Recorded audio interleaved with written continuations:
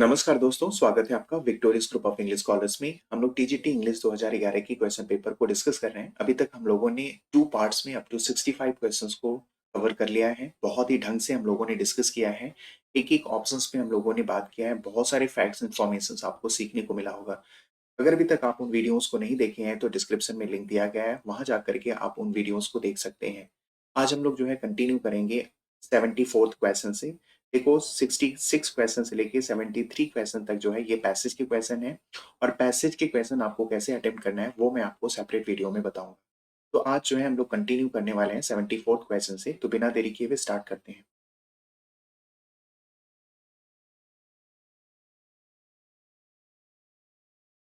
Question है, bees display distinct preferences for different colours but are also sensitive to ultraviolet light. यहाँ पे जो correct option होगा option B. ठीक है, यहाँ पे आपको क्लू मिल रहा है बट ऑल्सो। तो जिस सेंटेंस में बट ऑल्सो आएगा साथ में नॉट ओनली भी आता है, तो नॉट ओनली बट ऑल्सो एक साथ आएगा, ये कोऑर्डिनेटिंग कंजंक्शन है। और जहां भी नॉट ओनली बट ऑल्सो आता है वो ध्यान रखना वो कौन सा सेंटेंस होता है, कंपाउंड सेंटेंस। तो यहाँ पे करेक्ट ऑप्शन बी होगा। नेक्स्ट है, Jupiter the largest planet in the solar system. यहाँ पे जो मोस्ट अप्रोप्रिएट ऑप्शन होगा ऑप्शन ए हो जाएगा, ये आपको ध्यान में रखना है। बाकी जितने भी ऑप्शंस देख रहे हो सब इनअप्रोप्रिएट है, आप यहाँ पे अप्लाई करके भी चेक कर सकते हो। विच जुपिटर विच बिल्कुल इनअप्रोप्रिएट है, ऑल्दो भी नहीं सही होगा, और बीइंग भी यहाँ पे सही नहीं होगा। ओनली ऑप्शन ए यहाँ पे करेक्ट होगा। और ये ध्यान रखना है, ये एक सुपरलेटिव डिग्री का कंस्ट्रक्शन है। Jupiter is the largest planet in the solar system. Next question है, when sugar is added to east. यहाँ पे जो करेक्ट ऑप्शन होगा ऑप्शन डी। ठीक है, when sugar is added to east the fermentation takes place. Fermentation takes place. ठीक है, fermentation का मतलब होता है किण्वन, और ईस्ट का मतलब होता है, ध्यान रखना, खमीर। जब शुगर को खमीर यानी ईस्ट में ऐड किया जाता है तब किण्वन की प्रक्रिया होती है। तो यहाँ पे जो करेक्ट ऑप्शन होगा ऑप्शन यहाँ पे डी हो जाएगा। समझ में आ गया? आप तीनों ऑप्शंस को यहाँ पे अप्लाई करके चेक कर लो, कोई भी यहाँ पे इनअप्रोप्रिएट नहीं आएगा। नेक्स्ट क्वेश्चन है, और आपको ये करना भी है, जब इस तरह के क्वेश्चन आपको एग्जाम में पूछे जाते हैं तो आप चारों ऑप्शंस को बिल्कुल अप्लाई करके वहां पे चेक करेंगे, और मोस्ट सुटेबल ऑप्शंस को आप जो है चूज करेंगे। तो यहाँ पे जो है मोस्ट सुटेबल ऑप्शन है ऑप्शन डी। नेक्स्ट है, the overall efficiency of a system can be. यहाँ पे जो करेक्ट ऑप्शन होगा ऑप्शन यहाँ पे ए हो जाएगा, क्योंकि ये कॉम्परेटिव डिग्री का कंस्ट्रक्शन है, और कॉम्परेटिव डिग्री में क्या आता है, एडजेक्टिव की कॉम्परेटिव डिग्री तो लगती ही लगती है, साथ में दैन का भी यूज होता है, ध्यान रखना। और दैन का यूज सिर्फ ऑप्शन ए में है, बाकी और किसी भी ऑप्शन में नहीं है, इसलिए जो है ऑप्शन सी, बी और डी गलत हो जाएगा। The overall efficiency of system, किसी सिस्टम की जो ओवरऑल एफिशिएंसी है वो जो है no greater than that of its weakest elements, उसकी कमजोर कड़ी से ज्यादा मजबूत नहीं होती है। ऑप्शन यहाँ पे ए करेक्ट होगा। नेक्स्ट है, at agricultural station many types of grass are grown. यहाँ पे जो करेक्ट ऑप्शन होगा ऑप्शन यहाँ पे ई करेक्ट होगा, ये आपको ध्यान में रखना है। देखो अंडर जो है, जब कोई एक ऑब्जेक्ट दूसरे ऑब्जेक्ट से कंप्लीटली ढकी होती है तो हम अंडर का यूज करते हैं, और जब इन दोनों के बीच में ज्यादा गैप रहता है तो अंडर का यूज होता है, ये आपको ध्यान में रखना है। जैसे मैं कहूँ we are living under the sky, तो यहाँ पे अंडर का यूज होगा।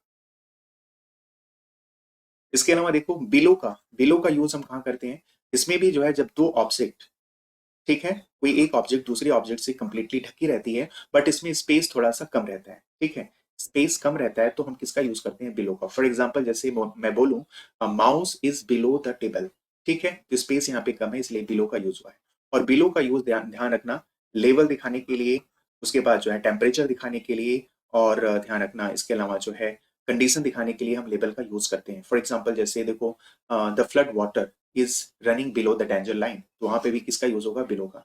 ऐसे ही जो मैं बोलूं she is below her rank, he is below her rank, यहाँ पे भी देखो रैंक दिखाने के लिए भी जो है हम किसका यूज करते हैं, बिलो का यूज करते हैं। एक तो जो है स्पेस, जब स्पेस दो ऑब्जेक्ट के बीच में स्पेस कम हो तो बिलो का यूज करते हैं। इसके अलावा जो है लेबल रैंक इन सबको भी दिखाने के लिए हम बिलो का यूज करते हैं।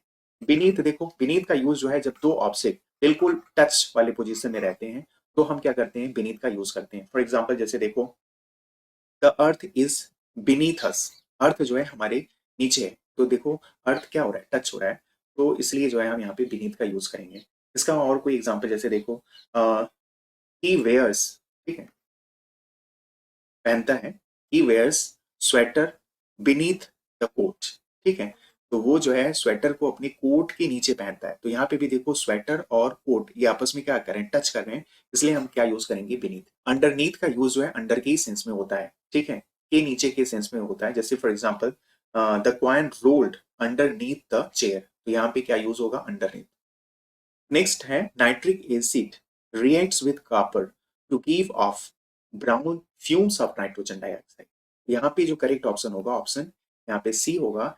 क्यों होगा, क्योंकि देखो ये एक जनरल ट्रूथ बता रहा है कि जब भी आपको नाइट्रिक एसिड को जो है, जब भी आप नाइट्रिक एसिड कॉपर के साथ रिएक्ट कराएंगे, तो फिर क्या होगा, नाइट्रोजन डाइऑक्साइड का जो है क्या निकलेगा, फ्यूम्स निकलेगा। समझ में आया, फ्यूम्स मतलब दुर्गंध युक्त जो है धुआं निकलेगा। तो यहाँ पे जो है जनरल ट्रुथ की बात हो रही है, इसलिए यहाँ पे सिंपल प्रेजेंट टेंस का यहाँ पे आपको मेन वर्ब यूज करना पड़ेगा। तो यहाँ पे रिएक्ट्स विद, ऑप्शन यहाँ पे सी यहाँ पे करेक्ट होगा। समझ में आ गया। और ऐसे ही जनरल ट्रुथ हो, इसके अलावा जो है, इसके अलावा जो है डेली रूटीन की बात हो और यूनिवर्सल ट्रुथ की बात हो, तो उसको हम किस में रखते हैं, सिंपल प्रेजेंट टेंस में। तो यहाँ पे ऑप्शन सी करेक्ट होगा। नेक्स्ट है the saturated fat in dairy foods is thought to be, यहाँ पे जो करेक्ट ऑप्शन होगा ध्यान रखना, ऑप्शन यहाँ पे बी होगा। इसके अलावा आप कोई भी ऑप्शन यहाँ पे अप्लाई करके देखो, क्या इट इज हो सकता है, बिल्कुल नहीं होगा। दे आर भी नहीं होगा, एज बीइंग भी नहीं होगा। यहाँ पे जो मोस्ट सुटेबल ऑप्शन होगा, ऑप्शन बी हो जाएगा। The saturated fat in dairy foods is thought to be a factor of heart disease, यहाँ पे करेक्ट ऑप्शन बी होगा। नेक्स्ट है robots are being used increasingly in industry as they can work on large jobs faster or more precise and don't tire easily। ठीक है, वो आसानी से थकते ही नहीं है। तो यहाँ पे जो मोस्ट अप्रोप्रिएट ऑप्शन होगा, ऑप्शन सी। बाकी आप देखो सब इरेलीवेंट यहाँ पे कंस्ट्रक्शन है। तो यहाँ पे जो है डोंट एज इजिली टायर, बिल्कुल नहीं। Don't tyre more easily, don't to easily tyre, इनमें जो है सबसे मोस्ट अप्रोप्रिएट ऑप्शन है option C, don't tyre easily. Next है many plants can grow in water without any soil as long as, यहाँ पे करेक्ट ऑप्शन होगा option A, nutrients are added. ठीक है, बहुत सारे ऐसे प्लांट हैं जो वाटर में जो है ग्रो करते हैं बिना मिट्टी के, उतने समय तक, एज लॉन्ग एज मतलब उतने समय तक जब तक उनमें जो है न्यूट्रिएंट्स जो है मिलते रहेंगे। समझ में आ गया। तो यहाँ पे ऑप्शन यहाँ पे ए करेक्ट होगा। बाकी देखो तीनों ऑप्शंस आप यहाँ पे अप्लाई करके चेक कर सकते हो, इन अप्रोप्रिएट है। मैनेजमेंट, यहाँ पे देखो मैनेजमेंट, यहाँ पे जो मोस्ट अप्रोप्रिएट ऑप्शन होगा, ऑप्शन डी होगा। Can be defined as the organisation and coordination of an enterprise. यहाँ पे देखो जो करेक्ट ऑप्शन होगा, ऑप्शन डी होगा। क्या यहाँ पे टू बी डिफाइंड होगा, बिल्कुल नहीं होगा। इसके लिए जो है यहाँ पे कोई ना कोई क्या आना चाहिए था, हेल्पिंग वर्ब। ऐसे जो है डेफिनेबल के पहले भी कोई हेल्पिंग वर्ब आना चाहिए था। और इट इज डिफाइंड, ये तो बिल्कुल इनअप्रोप्रिएट होगा, क्योंकि मैनेजमेंट सब्जेक्ट दिया है, फिर से यहाँ पे इट की कोई आवश्यकता नहीं है। तो मोस्ट अप्रोप्रिएट ऑप्शन यहाँ पे डी होगा। नेक्स्ट क्वेश्चन है किसी अंडरलाइन पार्ट में मिस्टेक है और वो आपको फाइंड आउट करना है, तो वही आपका जो है करेक्ट ऑप्शन भी हो जाएगा। तो देखो पहला जो क्वेश्चन है यहाँ पे अंडरलाइन पार्ट से, तो although we are no longer young we still enjoy to study languages. तो देखो ये आपको यह पता होगा कि जब भी टू का यूज होता है, टू प्रपोजिशन है, प्रपोजिशन के बाद या तो नाउन आएगा या फिर प्रोनाउन आएगा। अगर आप वर्ब लगा रहे हो तो वर्ब में आपको एनजी भी ऐड करना पड़ेगा। तो स्टडी में आपको आईएनजी लगाना पड़ेगा, तो यहाँ पे स्टडिंग हो जाएगा, यानी डी पार्ट में मिस्टेक है और यही हमारा करेक्ट ऑप्शन हो जाएगा। नेक्स्ट है before nine before the 1920s scientist used to, यहाँ पे करेक्ट मॉडल ऑक्सिलरी वर्ब लगाना पड़ेगा। क्या होता है, यूज्ड टू होता है, किया करता था, हिंदी में इसका मतलब होगा किया करता था। ठीक है, तो before the 1920 scientist used to think, scientist सोचा करते थे, and immobilised muscle would become weaker. तो यहाँ पे करेक्ट ऑप्शन होगा बी, क्योंकि डी पार्ट में मिस्टेक है। नेक्स्ट है nuclear waste has traditionally been stored in steel drums what are subject to rust. तो यहाँ पे देखो कौन से पार्ट में मिस्टेक है, यहाँ पे ऑप्शन ए में मिस्टेक होगा, व्हाट का यूज नहीं होगा। बट यहाँ पे देखो रिलेटिव प्रोनाउन हमें यूज करना होगा, और रिलेटिव प्रोनाउन तीन होते हैं, हु होता है, ध्यान रखना, विच होता है और दैट होता है। हु जो है लिविंग के लिए यूज होता है, और विच जो है नॉन लिविंग के लिए यूज होता है, और दैट जो है बोथ लिविंग और नॉन लिविंग दोनों के लिए यूज होता है। तो यहाँ पे देखो ड्रम्स है, नॉन लिविंग है, इसलिए यहाँ पे क्या आना चाहिए, विच आना चाहिए। वॉट यहाँ पे बिल्कुल इनअप्रोप्रिएट है, इसलिए जो है यहाँ पे ऑप्शन ए हमारा सही हो जाएगा, क्योंकि ऑप्शन ए में मिस्टेक है। नेक्स्ट क्वेश्चन है, the immune system is the bodies way of protecting itself against viruses. यहाँ पे कौन से पार्ट में मिस्टेक होगा, ऑप्शन बी में मिस्टेक होगा। यहाँ पे हमें करेक्ट जो है पजेसिव नाउन यूज करना होगा, बॉडी में जो है करेक्ट एपोस्ट्रोफी एस लगाना पड़ेगा, बॉडीज वे, ठीक है, बॉडी लिखने के बाद जो है एपोस्ट्रोफी एस लगाना पड़ेगा, ना कि जैसे दिया गया है। यहाँ पे जो है ऑप्शन बी में मिस्टेक है, इसलिए यहाँ पे करेक्ट ऑप्शन बी हो जाएगा। नेक्स्ट क्वेश्चन है, originate in Ethiopia, coffee was drunk in the Arab world before it came to Europe. तो यहाँ पे देखो कोई भी चीज जो है ऑलरेडी अगर उसका डिस्कवरी हो चुका है, उसकी उत्पत्ति हो चुकी है, तो उसको हम सिंपल पास्ट टेंस में रखते हैं। यानी आपको क्या करना पड़ेगा, ओरिजिनेटेड इन यूथोपिया, ठीक है। तो यहाँ पे आपको क्या लगाना पड़ेगा, डी भी लगाना पड़ेगा, ओरिजिनेटेड। तो इसलिए कौन से पार्ट में मिस्टेक है, ऑप्शन पार्ट ए में मिस्टेक है, इसलिए हमारा करेक्ट ऑप्शन ए हो जाएगा। नेक्स्ट है, आर्मस्टर्डन is a town who is sometimes referred to as the Venice of Northern। तो देखो फिर से रिलेटिव प्रोनाउन आपको यहाँ पे करेक्ट करना होगा, क्योंकि टाउन क्या है, ये नॉन लिविंग है, और नॉन लिविंग के लिए क्या यूज होता है, विच, ना कि हु। हु किसके लिए यूज होता है, लिविंग के लिए यूज होता है, ये आपको ध्यान में रखना है। तो यहाँ पे पार्ट ए में मिस्टेक है, इसलिए हमारा ऑप्शन ए करेक्ट होगा।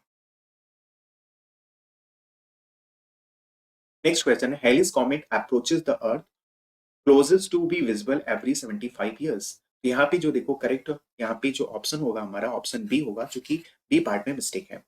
यहाँ पे देखो जो हेलिस कॉमेट है, ये जो है सब्जेक्ट है अप्रोचेस के लिए, और क्लोजेस के लिए भी जो है हेलिस कॉमेट क्या है, सब्जेक्ट है, ध्यान रखना। इस यहाँ पे देखो हेलिस कॉमेट यहाँ पे एक सिंगुलर सब्जेक्ट है, इसलिए वो भी क्या लगाना पड़ेगा, सिंगुलर लगाना पड़ेगा। तो यहाँ पे देखो अप्रोचेस तो करेक्ट है, यहाँ पे क्लोज में भी एस लगा करके इसको हमें क्या बनाना पड़ेगा, सिंगुलर, ये आपको ध्यान में रखना है। तो ऑप्शन बी में मिस्टेक है, इसलिए बी करेक्ट होगा।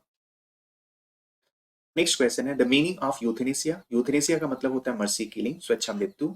ऑप्शन यहाँ पे ए करेक्ट होगा, ये आपको ध्यान में रखना है। मर्डर मतलब हत्या करना, एसासिनेशन मतलब जो है राजनीतिक हत्या, और एट्रोसिटी का मतलब होता है क्रूरता, ये आपको ध्यान में रखना है। नेक्स्ट क्वेश्चन है, अकॉम्प्लिस का मतलब बताना है, तो अकॉम्प्लिस का मतलब होगा एसोसिएट इन क्राइम, ऑप्शन यहाँ पे ए करेक्ट होगा।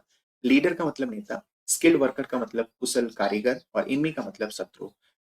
The condition of self government is called, उसको हम क्या कहेंगे, ऑटोनॉमी, ऑप्शन यहाँ पे सी करेक्ट होगा, ये आपको ध्यान में रखना है। ठीक है, कंडीशन ऑफ सेल्फ गवर्नमेंट को हम क्या बोलेंगे, ऑटोनॉमी। इसके लिए एक अच्छा सा वर्ड है, आपको याद रखना है, सॉवरेंटी। सॉवरेंटी, ये आपको याद रखना है। ठीक है, इसकी स्पेलिंग भी आपसे कई बार पूछी जाती है, तो इसकी स्पेलिंग भी आपको ध्यान में रखना है, SOVEREIGNTY। सॉवरेंटी का मतलब क्या होगा, ऑटोनॉमी। हिंदी में इसको कहेंगे संप्रभुता। ठीक है, ऑटोक्रेसी का मतलब क्या होता है, देखो ऑटोक्रेसी का मतलब होता है किसी भी जो है कंट्री में ऐसा सिस्टम हो गवर्नमेंट का जिसमें एक ही व्यक्ति के पास जो है कंप्लीट पावर हो, उसको हम क्या बोलते हैं, ऑटोक्रेसी। समझ में आ गया। एडोल्फ हिटलर के समय जो है, ठीक है, जर्मनी में क्या था, ऑटोक्रेसी था। और एडोल्फ हिटलर को हम लोग क्या कहेंगे, ऑटोक्रेट कहेंगे, ये आपको ध्यान में रखना है। ऑटोमेशन, ये जो है ऑटोमेटिक से बना है, स्वचालन, ये आपको ध्यान में रखना है।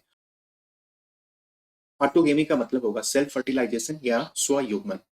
नेक्स्ट क्वेश्चन है, one who abstain completely from alcohol। ठीक है, अल्कोहल या लीकर, जो लीकर या अल्कोहल को बिल्कुल जो है एब्सटेन कर दे, बिल्कुल छुए ना, हाथ ना लगाए, उसके लिए हम क्या बोलते हैं, टी टॉटलर। ऑप्शन यहाँ पे सी करेक्ट होगा। ठीक है, atheist one who does not believe in the existence of God. Kleptomania मतलब जो है one who is in the habit of stealing things, जो चीजों को चोरी करने का आदती है, उसको हम क्या बोलेंगे, क्लेप्टोमेनिया। और देखो टोटैलिटेरियन का मतलब होता है जब कोई एक पॉलिटिकल पार्टी जो है किसी देश में सारे लोगों के ऊपर रूल करती है, उसको हम क्या कहते हैं, टोटैलिटेरियन। इसका बेस्ट एग्जांपल है जॉर्ज ऑरवेल का जो है 1984। The art of producing beautiful handwriting को हम लोग क्या कहेंगे, कैलीग्राफी। ऑप्शन यहाँ पे बी करेक्ट होगा। समझ में आ गया। कार्नेज का मतलब होता है नरसंहार, इसके लिए एक वर्ड होता है मैस्कर। ठीक है, एक और वर्ड है स्लाटर, ये भी आपको याद रखना है। कोरियोग्राफी का मतलब होता है नृत्य निर्देशन, choreographer one who teach how to dance. समझ में आ गया। एनेस्थेसिया का मतलब होता है संवेदी हरण। ठीक है, याद रखना है, एनेस्थेसिया का मतलब होगा संवेदी हरण, या फिर जो है हम इसको कहेंगे बेहोशी को हम क्या बोलेंगे, एनेस्थेसिया। देखो जब भी किसी पेशेंट को जो है कोई उसको जो है ऑपरेशन करना होता है, तो डॉक्टर उसको एनेस्थेसिया का इंजेक्शन लगाते हैं, जिससे वो व्यक्ति अनकॉन्शियस हो जाता है कुछ समय के लिए, और फिर उसको जो है चीड़-फाड़ क्या होता है उसको पता नहीं चलता है। तो एनेस्थेसिया का मतलब होता है संवेदी हरण। नेक्स्ट है much damage and misfortune caused by nature is called, उसको हम बोलते हैं कैलामिटी। ऑप्शन यहाँ पे ए हो जाएगा। ठीक है। फसाड का मतलब क्या होता है? देखो किसी बिल्डिंग या किसी घर के जो है सामने का जो भाग होता है उसको हम फसाड कहते हैं। पेनुरी का मतलब क्या होता है? दरिद्रता। इंग्लिश में कहेंगे state of being very poor. ठीक है। State of being very poor को हम क्या बोलेंगे? पेनुरी। फर्टिलिटी का मतलब क्या होगा? फर्टिलिटी का मतलब होगा उर्वरता। ठीक है। उत्पादन क्षमता को हम फर्टिलिटी कहते हैं। तो ये सारे इंपॉर्टेंट फैक्ट है, ये आपको याद रखना है। नेक्स्ट क्वेश्चन है अंडरलाइन वर्ड के लिए जो है आपको जो है करेक्ट एंटोनी वर्ड फिल करना है। तो पहला क्वेश्चन देखते हैं एंटोनिम से। They give more importance to material rather than. Material का मतलब भौतिक और स्पिरिचुअल का मतलब आध्यात्मिक। तो मटेरियल का अपोजिट क्या होगा? स्पिरिचुअल। ठीक है। तो they give more importance to material rather than spiritual advancement. Next question है ऑनर एंड सेम। ठीक है। ऑनर का अपोजिट क्या हो जाएगा? सेम हो जाएगा। ऑनर का मतलब सम्मान और सेम का मतलब होगा अपमान। Arise from one's own actions. ठीक है। तो ऑनर का अपोजिट शेम। रेपुटेशन का मतलब हो जाएगा प्रतिष्ठा। प्रोग्रेस का मतलब उन्नति करना। प्लेजर का मतलब खुशी। नेक्स्ट क्वेश्चन है गेटिंग मतलब कमाना और स्पेंडिंग का मतलब खर्च करना। तो गेटिंग एंड स्पेंडिंग वी ले वेस्ट आवर पावर्स। तो ध्यान रखना यहाँ पे जो करेक्ट ऑप्शन होगा, ऑप्शन यहाँ पे हो जाएगा ऑप्शन बी हो जाएगा, गेटिंग एंड स्पेंडिंग। ठीक है। नेक्स्ट क्वेश्चन है देयर इज बोथ स्कार्सिटी मतलब कमी होता है, तो इसका अपोजिट क्या हो जाएगा? प्लेंटी। ऑप्शन यहाँ पे सी होगा। डेफिसिट का मतलब कमी। अट्रैक्शन का मतलब आकर्षण। टॉलरेशन का मतलब सहन शक्ति। नेक्स्ट है यहाँ पे देखो in the following sentences fill in the blanks with appropriate options given below. तो यहाँ पे देखो इफ ही, यहाँ पे देखो डैश है आई सेल राइट टू हिम, ये फ्यूचर टेंस का कंडीशनल सेंटेंस है। फ्यूचर टेंस के कंडीशनल सेंटेंस में रूल ये होता है कि जिस वाले पार्ट में कंजंक्शन होता है उसको हम सिंपल प्रेजेंट टेंस में रखते हैं और दूसरे वाले पार्ट को हम किस में रखते हैं? सिंपल फ्यूचर टेंस में। तो यहाँ पे देखो इफ वाले पार्ट में फिल करना है, तो if he writes I sell right to him, तो यहाँ पे ऑप्शन यहाँ पे बी करेक्ट होगा। नेक्स्ट क्वेश्चन है the child was born blind. Option यहाँ पे बी करेक्ट होगा। समझ में आ गया? बेयर का पास्ट फॉर्म बॉर्न होता है और बॉर्न के साथ हमेशा देखो वॉज का यूज होता है, ये भी आपको ध्यान में रखना है। यानी बॉर्न को हमेशा हम पास्ट टेंस में रखते हैं। बॉर्न का मतलब होता है come into the world by birth. समझ में आ गया? और यहाँ पे देखो जो ऑप्शन ए में दिया है बॉर्न, ये देखो बेयर का पास्ट फॉर्म होता है। बेयर मतलब सहन करना। समझ में आ गया? और इसका पास्ट पार्टिसिपल फॉर्म क्या होगा? बॉर्न। ये आपको ध्यान में रखना है। फॉर एग्जाम्पल जैसे he has born a lot of pain in life, यानी उसने अपने जीवन में बहुत सारे दर्द को सहे हैं। तो ध्यान रखना। और बर्थ ये पार्ट्स ऑफ स्पीच में नाउन है, इसका मतलब होता है जन्म। तो ये सारे वर्ड हैं, इसको आपको ध्यान में रखना है। नेक्स्ट क्वेश्चन है I will introduce you to my boss this way. तो इंट्रोड्यूस हमेशा अपने साथ फिक्स प्रपोजिशन टू लेता है, ये आपको ध्यान में रखना है। ठीक है। Introduce to. नेक्स्ट है art is not an activity associated with leisure. Associated हमेशा अपने साथ क्या लेता है? With. These observations do not confirm. देखो कंफर्म हमेशा अपने साथ प्रपोजिशन क्या लेता है? टू। कंफर्म का मतलब होता है के अनुसार या के संगत होना। ठीक है। To obey the rule. तो ये जो ऑब्जर्वेशन है do not confirm any law, यानी किसी भी रूल को ये ओबे नहीं करता है या फॉलो नहीं करता है। तो याद रखना कंफर्म हमेशा अपने साथ टू लेता है। नेक्स्ट है द रिवर फ्लोज। यहाँ पे जो अप्रोप्रिएट ऑप्शन होगा अंडर हो जाएगा, अंडर द ब्रिज। ठीक है। आप कोई भी ऑप्शन यहाँ पे अप्लाई करके चेक कर सकते हो, सारे के सारे यहाँ पे ऑप्शन इन अप्रोप्रिएट है। ओनली जो है ऑप्शन डी यहाँ पे करेक्ट होगा। ऑप्शन है आपको यहाँ पे करेक्ट टेंस फिल करना है। आई, देखो यहाँ पे क्या होगा? अगो। तो यहाँ पे देखो जब भी किसी भी सेंटेंस में लास्ट में आपको अगो, yesterday, last night, last Sunday इस तरह का एडवर्ब रहता है, तो उस देखो उस सेंटेंस का जो टेंस हमेशा सिंपल पास्ट होता है। यहाँ पे ऑप्शन बी करेक्ट होगा। आई washed my car 3 weeks ago. Option यहाँ पे बी करेक्ट होगा। नेक्स्ट है जोनाथन इंसिस्टेड ऑन। देखो इंसिस्टेड ऑन के साथ हमेशा वर्ब में आईएनजी लगाना पड़ेगा, तो ऑप्शन बी करेक्ट होगा। Jonathan insisted on going out. ठीक है। तो इंसिस्टेड ऑन के बाद हमेशा वर्ब आईएनजी लगता है, ये आपको याद रखना है, ये ग्रामर का रूल है। नेक्स्ट है he was prevented from.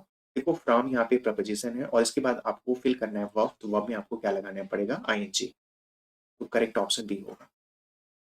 You better या यू हैड बेटर, ध्यान रखना इसके साथ हमेशा हम वर्ब का यूज करते हैं और विदाउट टू यूज करते हैं, बेयर इन्फिनिटिव यूज करते हैं, ये आपको ध्यान में रखना है। ऑप्शन यहाँ पे क्या होगा, बी करेक्ट होगा। ठीक है, कई बार जो है यू बेटर और कई बार आपको यू हैड बेटर भी देता है, तो ध्यान रखना हैड से आपको बिल्कुल कंफ्यूज नहीं होना है, इसके साथ भी जो है हमें क्या करना है, हमें वर्ब का जो है बेस फॉर्म लगाना है विदाउट टू। ऑप्शन यहाँ पे बी करेक्ट होगा। नेक्स्ट है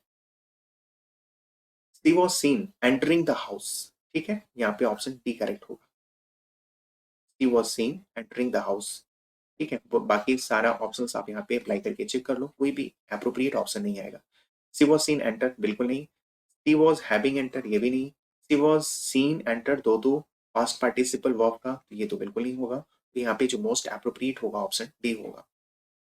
तो नेक्स्ट क्वेश्चन है dash tigers is a dangerous sport, यहाँ पे जो करेक्ट ऑप्शन होगा ऑप्शन बी होगा, hunting tigers is a dangerous sport. ठीक है, यहाँ पे देखो option A to be hunted होना चाहिए था, हंट ऑफ ये बिल्कुल इनअप्रोप्रिएट है, हैविंग हंटेड होना चाहिए था।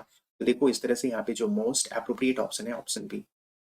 नेक्स्ट क्वेश्चन है in order to repair the leaking pipes we had to call the, देखो लीकिंग पाइप को रिपेयर करने के लिए किसको कॉल किया जाता है, प्लम्बर को, ये आपको ध्यान में रखना है। कारपेंटर जो लकड़ी की सामान से चीजें बनाए, one who makes things from would उसको हम कारपेंटर कहेंगे। इलेक्ट्रीशियन जो लाइट से संबंधित कार्य करता है उसको हम इलेक्ट्रीशियन कहते हैं। Architect one who makes the plan how to make building उसको हम क्या बोलते हैं, आर्किटेक्ट, ये आपको ध्यान में रखना है। तो करेक्ट ऑप्शन बी होगा।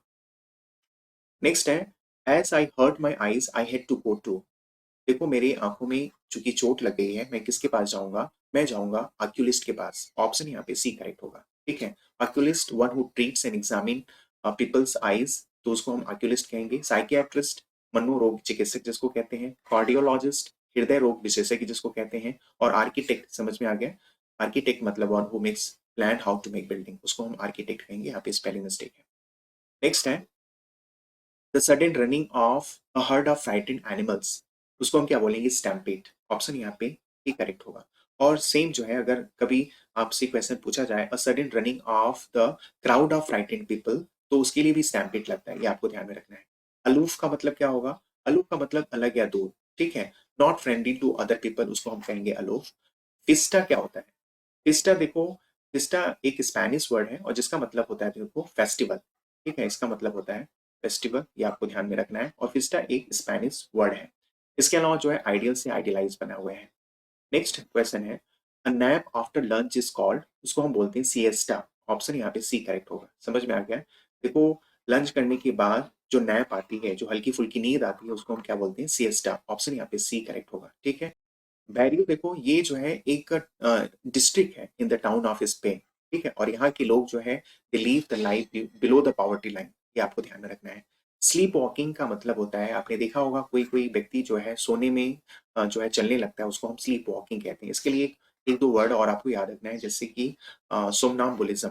ठीक है, सोमनाम्बुलिज्म।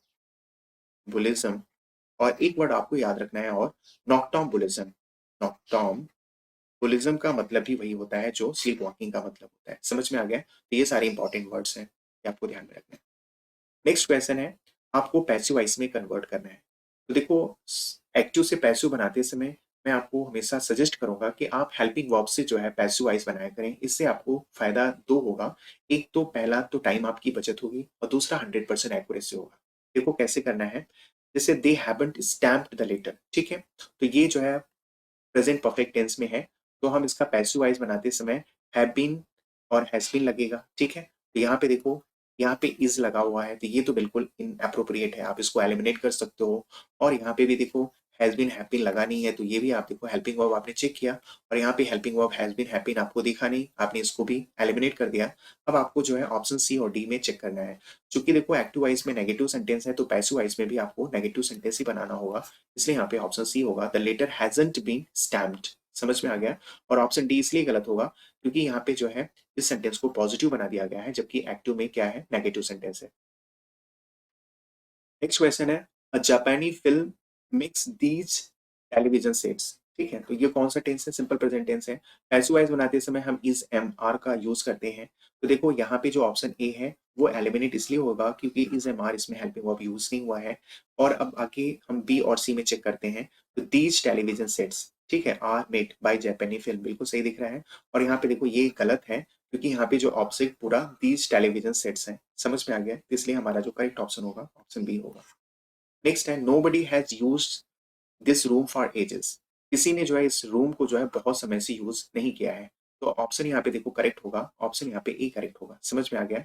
यहाँ पे हैज बीन हैप्पी लगेगा, ऑप्शन सी आप ऐसे एलिमिनेट कर सकते हो, और ऑप्शन डी भी आप ऐसे ही एलिमिनेट कर सकते हो, हैज बीन हैप्पी इसमें यूज नहीं हुआ है।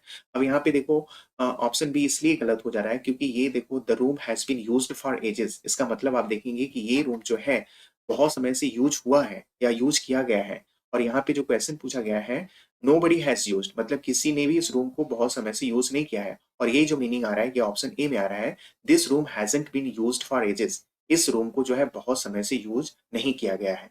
तो ऑप्शन यहाँ पे ए करेक्ट होगा, समझ में आ गया है? और देखो ये एक ट्रांसफॉर्मेशन है, यानी एक्टिव और पैसिव दोनों का मीनिंग जो है सेम होना चाहिए, ये आपको ध्यान में रखना है। अगर एक्टिव और पैसिव का मीनिंग अगर डिफरेंस आ रहा है तो यानी जो है आपका जो है पैसिव क्या है, इनकरेक्ट है, ये भी आपको ध्यान में रखना है। नेक्स्ट है, we can not repair this lock, ठीक है। तो यहाँ पे देखो ये मॉडल का यूज हुआ है तो कैन बी यूज होता है, तो कैन बी का यूज देखो यहाँ पे तो डोंट का यूज है, ये तो ऐसे ही आप एलिमिनेट कर सकते हो। कैन के साथ बी भी आना चाहिए, तो ऑप्शन बी इस तरह से ये गलत हो जाएगा। यहाँ पे देखो यहाँ पे एक्चुअली एक टाइपिंग मिस्टेक है, दिस की जगह पे यहाँ पे योर यूज हुआ है। कोई बात नहीं, हम लोग जो है हेल्पिंग वर्ब चेक करते हैं। तो देखो यहाँ पे your lock can be repaired और your lock can not be repaired, option यहाँ पे डी करेक्ट होगा, क्योंकि जो है एक्टिव में जो सेंटेंस है नेगेटिव है, तो पैसिव में भी हमें नेगेटिव ही बनाना है। इवन जो है अगर एक्टिव में इंट्रोगेटिव सेंटेंस आता है तो पैसिव भी हम इंट्रोगेटिव बनाते हैं, ये भी आपको ध्यान में रखना है। देखो नेक्स्ट क्वेश्चन में आपको सिंपल कंपाउंड और कॉम्प्लेक्स सेंटेंस आइडेंटिफाई करना है। तो देखो सिंपल कंपाउंड और कॉम्प्लेक्स सेंटेंस से आपके एग्जाम में क्वेश्चन पूछे जाते हैं, ठीक है। तो इसके लिए कुछ बेसिक रूल्स हैं, अगर आप उसका ध्यान रखते हो तो आपका जो है सिंपल कंपाउंड और कॉम्प्लेक्स सेंटेंस से कोई भी क्वेश्चन गलत नहीं होगा, ठीक है। देखो यहाँ पे जो क्वेश्चन है, although they are 250 miles apart, they keep in constant contact on the internet। तो देखो सबसे पहला जो आपका काम ये होगा कि जो है आपको कंजंक्शन का पता लगाना होगा कि सेंटेंस में कौन सा कंजंक्शन यूज हुआ है। अगर किसी सेंटेंस में जो है सबऑर्डिनेटिंग कंजंक्शन यूज हुआ है तो वो सेंटेंस क्या होगा, कॉम्प्लेक्स सेंटेंस। क्योंकि ऑल्दो यहाँ पे सबऑर्डिनेटिंग कंजंक्शन है, इसलिए ये कौन सा सेंटेंस होगा, ये होगा कॉम्प्लेक्स सेंटेंस, ये आपको ध्यान में रखना है। और अगर किसी सेंटेंस में कोऑर्डिनेटिंग कंजंक्शन यूज होता है तो वो सेंटेंस कौन सा होता है, compound sentence. Very very important ये फैक्ट्स हैं, इसको आपको ध्यान में रखना है। सिंपली आपको जो है सेंटेंस में ये फाइंड आउट करना है कि कंजंक्शन कोऑर्डिनेटिंग है या फिर सबऑर्डिनेटिंग। तो यहाँ पे जो मोस्ट इंपॉर्टेंट थिंग है, आपको कोई एक जो है सारे के सारे सबऑर्डिनेटिंग या कोऑर्डिनेटिंग कंजंक्शन याद करना होगा, ठीक है। तभी जो है आप इससे रिलेटेड कोई भी क्वेश्चन बड़ी आसानी से कर लेंगे। मान लो जैसे आपने सारे के सारे कोऑर्डिनेटिंग कंजंक्शन को याद कर लिया, तो अगर आपने सेंटेंस को रीड आउट किया और वहां पे अगर कोऑर्डिनेटिंग कंजंक्शन मिलता है तो ऑफ कोर्स वो कौन सा सेंटेंस होगा, कंपाउंड सेंटेंस होगा। और अगर वो कोऑर्डिनेटिंग कंजंक्शन नहीं होगा तो ऑफ कोर्स वो फिर क्या होगा, सबऑर्डिनेटिंग कंजंक्शन होगा। और सबऑर्डिनेटिंग कंजंक्शन होने की वजह से वो कौन सा सेंटेंस होगा, कॉम्प्लेक्स सेंटेंस होगा। तो हमें बस एक काम यहाँ पे ये करना है कि चाहे तो कोऑर्डिनेटिंग या फिर चाहे सबऑर्डिनेटिंग कंजंक्शंस को हमें अच्छे से याद करना है। क्योंकि देखो सबऑर्डिनेटिंग कंजंक्शन का लिस्ट बहुत बड़ा है, कोऑर्डिनेटिंग कंजंक्शन का कंपैरेटिवली लिस्ट थोड़ा छोटा है। इसमें सिर्फ 19 कोऑर्डिनेटिंग कंजंक्शन है अप्रोक्सीमेटली, ये आपको याद करना है और ये इजीली मैं आपको भी याद कराऊंगा। अगर ये कोऑर्डिनेटिंग कंजंक्शन आप अच्छे से याद कर लेते हो तो सिंपल कंपाउंड और कॉम्प्लेक्स सेंटेंस से आपके एक भी क्वेश्चंस गलत नहीं होंगे, ठीक है। तो देखो आपको मैं कोऑर्डिनेटिंग कंजंक्शन कौन कौन से हैं मैं आपको याद कराने की कोशिश करता हूँ। देखो एक इसके लिए ट्रिक है, फैन वॉइस, ठीक है, ये हम सबको पता होगा। इससे हमें जो है 7 कोऑर्डिनेटिंग कंजंक्शन याद होगा, ठीक है। फॉर, एंड, नॉर, ठीक है, बट, आर, येट और स्टिल, ये 7 जो है कोऑर्डिनेटिंग कंजंक्शन हो गए। अब इसमें मुझे कुछ और ऐड करना है, वो आपको ध्यान में रखना है। देखो मैं यहाँ पे थोड़ा सेपरेटली लिख रहा हूँ, फॉर और इसके अलावा जो है येट है ना, लास्ट में देखो सो होगा। तो देखो फॉर और यहाँ जो एस से बना है क्या, सो, इसको हम यहाँ पे रखेंगे। और एक इसमें और एडिशनल ऐड करने वाले हैं, देयरफॉर, ठीक है। ये जो है कॉज एंड इफेक्ट बताने वाले कंजंक्शन है, ये आपको ध्यान में रखना है, ठीक है। उसके बाद देखो एंड है, तो एंड तो हम लिखेंगे ही, इसके अलावा 3 इसमें और ऐड करने वाले हैं, both, and, as well as, और उसके अलावा जो है नॉट ओनली बट ऑल्सो। ठीक है, ये चार ये हो गए। इसके अलावा देखो एन से हुआ नॉर, और इसमें एक और ऐड करना है नीदर नॉर। ठीक है, इजिली आपको याद हो जाएगा। उसके अलावा जो है देखो बट, तो बट तो है ही है, इसमें पांच और हम लोग ऐड करेंगे, बट और स्टिल एक साथ में लेते हैं, बट और येट। ठीक है, बट येट, अब इसमें ऐड करने वाले हैं still, nevertheless, nonetheless. ठीक है, और इसके अलावा जो है हाउ एवर। ये हो गए छह।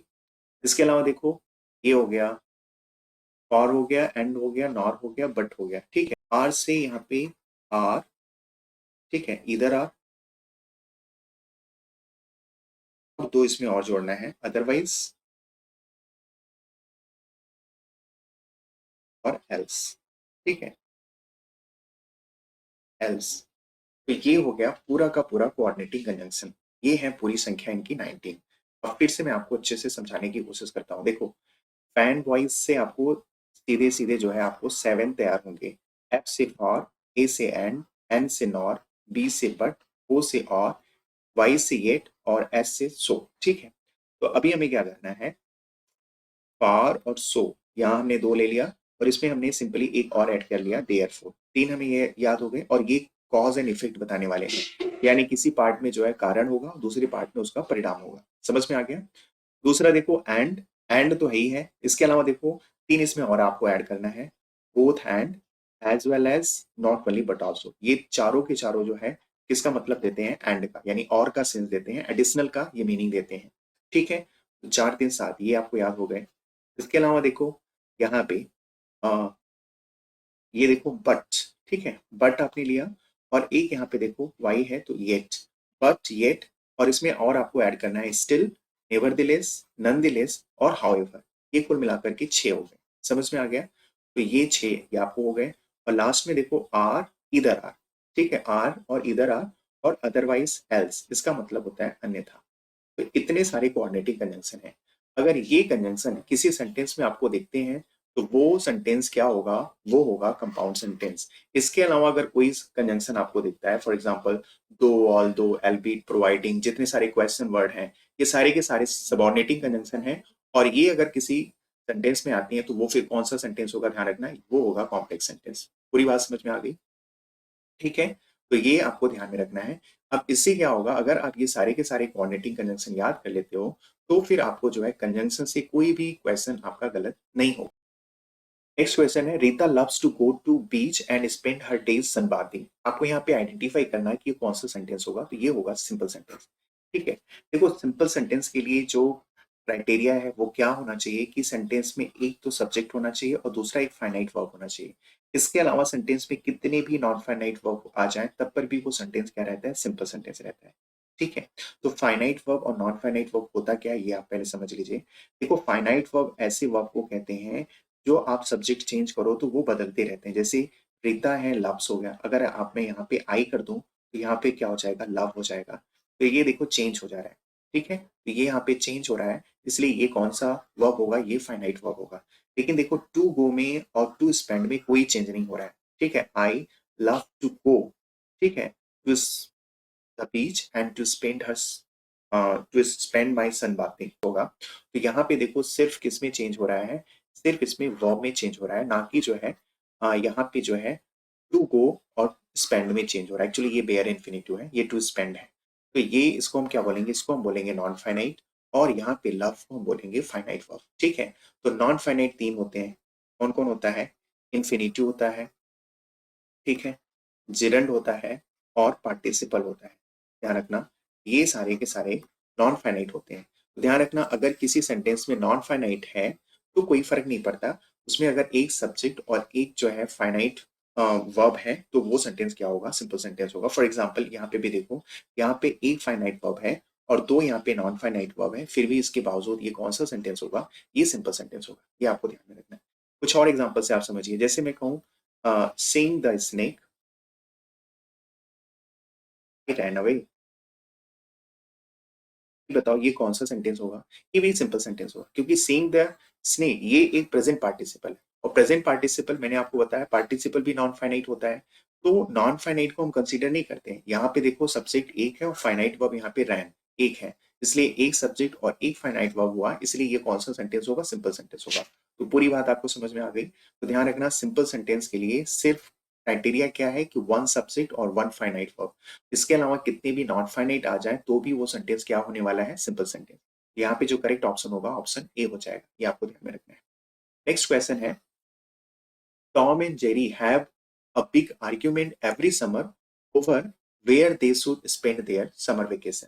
तो देखो जितने सारे क्वेश्चन वर्ड होते हैं वो सारे के सारे क्या होते हैं, सबऑर्डिनेटिंग कंजंक्शन होते हैं। और वैसे भी देखो मैंने जो आपको 19 कोऑर्डिनेटिंग कंजंक्शन याद कराए हैं, क्या उसमें से कोई एक कंजंक्शन है ये, बिल्कुल नहीं है। उसमें देखो हम लोगों ने जो 19 लर्न किए हैं उसमें जो है ये वेयर उसमें बिल्कुल नहीं आता है। और तो ऑफ कोर्स ये फिर क्या होगा, सबऑर्डिनेटिंग कंजंक्शन होगा। और वैसे भी आपको ये भी ध्यान रखना है कि जितने सारे क्वेश्चन वर्ड हैं, व्हेन, हाउ, वेयर, ये सारे के सारे सबऑर्डिनेटिंग कंजंक्शन है। और आपको अच्छे से पता है अगर किसी सेंटेंस में सबऑर्डिनेटिंग कंजंक्शन होता है तो वो सेंटेंस क्या होता है, कॉम्प्लेक्स सेंटेंस होगा। तो ऑप्शन यहाँ पे बी करेक्ट होगा। देखो आज का नेक्स्ट और लास्ट क्वेश्चन है, John dislike sitting on the road, he always gets headache. यहाँ पे होगा हेडेक, ठीक है। और यहाँ पे एक और मिस्टेक है, यहाँ पे सेमीकोलन होगा। तो देखो दो अगर सेंटेंस जो है सेमीकोलन से सेपरेट हो रहे हैं तो ध्यान रखना वो कौन सा सेंटेंस होगा, कंपाउंड सेंटेंस, ये आपको ध्यान में रखना है। 19 मैंने आपको कोऑर्डिनेटिंग कंजंक्शंस तो बताई हैं कंपाउंड सेंटेंस होने के लिए, इसके अलावा जो है अगर किसी सेंटेंस में सेमीकोलन आता है तो भी वो सेंटेंस कौन सा सेंटेंस होगा, कंपाउंड सेंटेंस। तो ये आपको ध्यान में रखना है। देखो इस तरह से हम लोगों ने सारे क्वेश्चन को बहुत अच्छे से अटेम्प्ट किया है। और अगर अभी तक आपने इस चैनल को सब्सक्राइब नहीं किया है तो प्लीज आप सब्सक्राइब कर लीजिए और वीडियो को लाइक और शेयर कीजिए। इस तरह के मेरे वीडियोस कंटिन्यू आते रहेंगे। आज के लिए बस इतना ही, धन्यवाद।